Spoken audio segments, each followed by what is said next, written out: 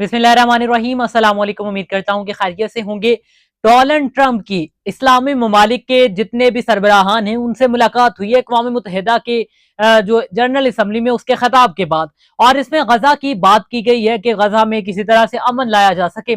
और ये कितने लोग इसमें मौजूद थे और क्या क्या बातें हुई हैं वो आपके सामने रखनी है, और क्या वाकई गजा में जंग बंदी होने जा रही है, ये बड़ा सवाल है।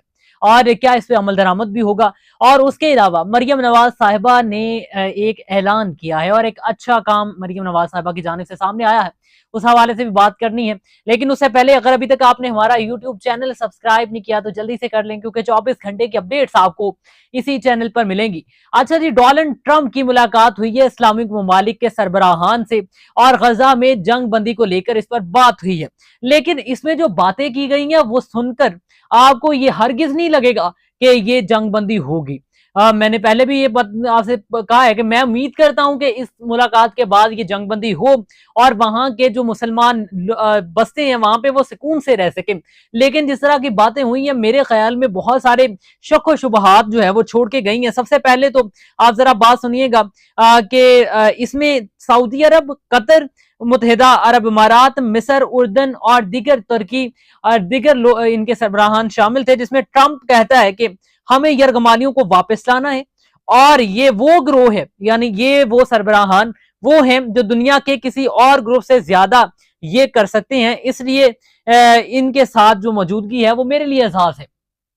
उसने यहां हरगिज ये बात नहीं की कि हम गजा की अवाम पर होने वाले जुल्म को हम उसकी मजम्मत करते हैं इसराइल की जानिब से, उसने ये कहीं भी नहीं कहा। बल्कि उसने ये कहा कि हमने यरगमाली वापस लेनी है। आपको याद होगा कुछ महीने पहले इसने पहले भी ये बात की थी कि जंग बंदी हो रही है, बड़े पैमाने पे जंग बंदी हो रही है, उसके बाद मजीद हो जाएगी, 2 माह के लिए हम करेंगे और उसमें यरगमालियों का तबादला होगा और उसके बाद जो है वो ये मुकम्मल तौर पर खामोशी हो जाएगी, ऐसा सब कुछ ठीक है। लेकिन उसके बाद हमने देखा कि अभी तक वो मामला चल रहा है। ना तो डोनाल्ड ट्रंप ने उस पर दोबारा बात की और ना ही वो जंगबंदी का मुआहदा 1 महीना भी निकाल सका, 1 महीना भी नहीं वो निकाल सका था। और अब ये फिर कह रहे हैं कि यरगमाली वापस लेनी है। तब भी इसने क्या कहा था कि यरगमाली वापस लेनी है। आगे सुनिएगा। उसके बाद जो कतर के अमीर साहब है वो कहते हैं कि हम आपके मशकूर हैं और क़यादत पर भी इन्हिसार करते हैं कि आप इस जंग को खत्म करें और गजा की अवाम की मदद करें। ये वो कतर है जिसपे अन करीब ही, यानी कि ये पीछे पीछे करीब ही माजी करीब में ही इस पे हमला हुआ है इसराइल की जानिब से, और इसने अभी तक कोई जवाबी वार नहीं किया उस पर। और ये उसी के अमीर साहब हैं जो ये कह रहे हैं, ठीक है। और उसके बाद जो है वो फिर गजा कि आज की सूरत हाल बात कर ली जाए तो आज भी गजा में तकरीबन कोई 60 के करीब लोग शहीद कर दिए गए। और उसके अलावा जो स्मूथ फ्लोटेला के नाम से मुख्तलिफ ममालिक एक लेकर जा रहे हैं काफिला गजा की अवाम की मदद करने के लिए, उस पर आज इसराइल की जानिब से हमला किया गया।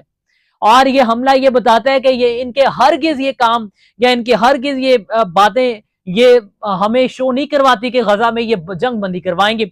और इसमें हमारे सेनेटर मुश्ताक अहमद खान साहब भी मौजूद हैं जो कि लम्हा ब लम्हा अपने अकाउंट्स जो उनके चल रहे हैं सोशल मीडिया पे उसके थ्रू इंफॉर्मेशन देते हैं कि अब यहाँ पे पहुंच के और इस तरह से अल्लाह हमारी हिफाजत करे, अल्लाह पाक उनकी हिफाजत करे। लेकिन आज इसराइल ने उस पर ड्रोन हमला किया और एक साइड पे बैठ के ट्रंप ये कह रहा है कि हम उसमें जंगबंदी करवाएंगे, दूसरे जानिब वो अपनी ये गैर जिम्मेदार हरकतों से बाज नहीं आता और गजा पे आज 60 लोगों को शहीद कर दिया गया हमला करके। और उसके अलावा इस पे समूद लोठैला जो उनकी मदद के लिए जा रहे हैं उसको जो है उस पे ड्रोन हमले किए।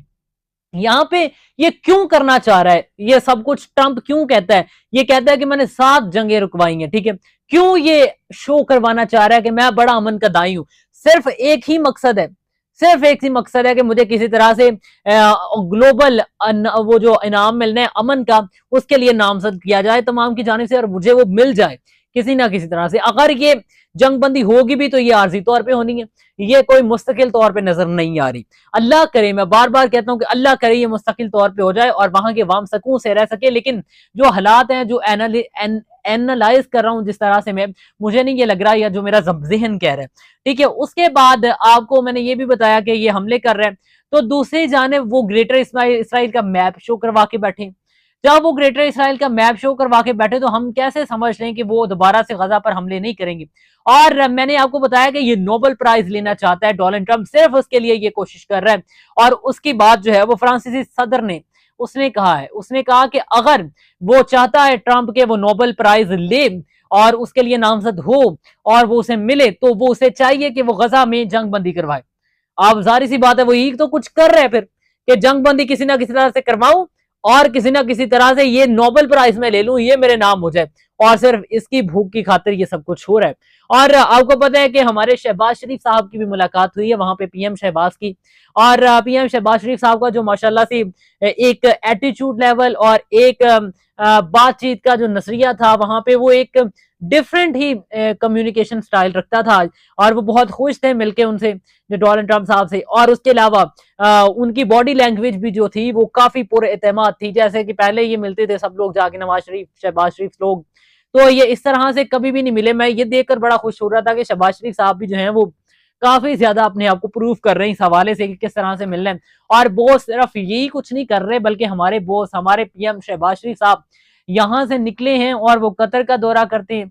वहां पर उनकी मुस्लिम ममालिक से, दिगर से मुलाकात होती है। और उस मुलाकात के बाद वो जो है वहां पे फिर अमेरिका में जाते हैं और वहां पे भी वो इन सबको लेकर अक़वाम मुत्तहिदा में डोनाल्ड ट्रंप से आज मुलाकात करते हैं। तो यानी कि हमारे शहबाज शरीफ साहब, हमारे बोस, हमारे रिस्पेक्टेड सर जो है वो इस वक्त सफारतकारी में अपना नाम कमाने की कोशिश कर रहे हैं। लेकिन क्या ये सौदा घाटे का होगा या नुकसान का या नफे का, ये तो सब कुछ अब वक्त ही बताएगा। और उसके अलावा मरियम नवाज साहिबा ने जो है वो जितने भी सलाम मुतासरा अफराद हैं, एक तो उनके लिए इमदाद का ऐलान कर दिया है कि किन किन को कितने कितने पैसे मिलेंगे। वो मैंने पहले भी बताया था कि ये पैसे जो हैं वो किसानों को एक फी एकड़ के हिसाब से 20-30 हजार, बल्कि 50,000 या 20-30 हजार, यहाँ पे ये मुझे डाउट है थोड़ा सा, यहाँ 20 से लेके 50,000 के दरमियान होगा। और उसके अलावा जिनके घर गिर गए उनका जो है वो 10 लाख रुपया, और जिनका मिट्टी का घर था और वो गिरा उनको 5 लाख रुपया। और इसी तरह से फिर कल अज़मा बुखारी साहिबा ने भी आकर प्रेस कॉन्फ्रेंस कर दी। लेकिन आज मरियम नवाज ने जो ऐलान किया है वो मंजूरी दी, बल्कि मंजूरी दे दी गई है कि जो तलबा हैं, जो स्टूडेंट्स हैं, उनकी एक सेमेस्टर की फीस माफ की जाएगी, जो कि सलाम मुतासरा इलाकों में से हैं। तो उन्होंने दौरे भी किए, एक अच्छा काम किया। और अब भी उम्मीद करते हैं कि वो जिस तरह से ये कहती हैं कि ये हम जो है वो अपनी मदद आपके तहत अवाम की मदद करेंगे और हम इसको जो है वो हर किसी इमदाद जो है वो एज सुन एज पॉसिबल करेंगे, तो उम्मीद करते हैं कि ये इमदाद जरूर होगी और हम इस फिर कदम को मजीद सराहते रहेंगे।